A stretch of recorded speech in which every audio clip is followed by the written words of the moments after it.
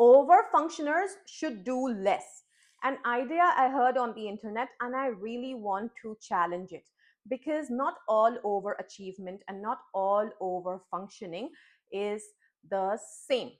Yes, it is true that many of us grew up with caregivers that did not know how to love us for who we were. They made their love, their support, their connection conditional upon what we did for them. And to survive that kind of an environment, our child brain created this intelligent coping mechanism to overfunction, to overachieve in order to remain alive, in order to remain in connection with the only people that we depended upon. Okay, so at that time, a beautiful and intelligent coping mechanism that our child self created to keep us safe. But as an adult, it becomes part of our vulnerability signature because manipulators will want to use that automatic tendency. Okay, and that can become incredibly draining and depleting. So in this context, the advice that do less, or rather do only as much as you naturally feel, know your natural limits and then say no beyond, is the right strategy, no doubt about that. But the same advice is not at all applicable when we are taking a look at a high functioning person in the wrong relational environment.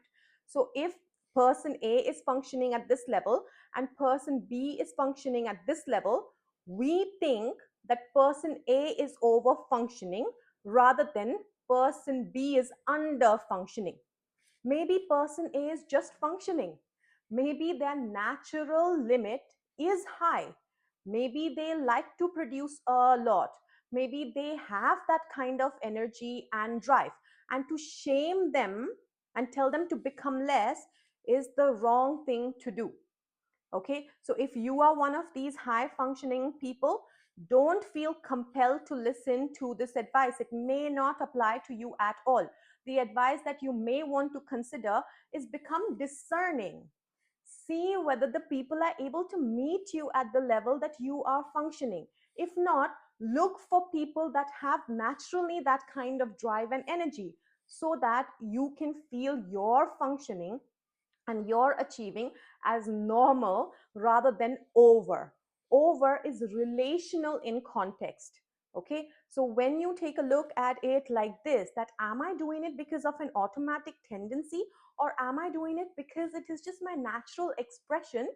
That is when you'll be able to discern whether this advice applies to you or not. You need not shrink, you may just need a bigger room to thrive in. So let me know if you heard this advice and if you felt like you needed to accept it, and what do you think now after listening to what I had to say.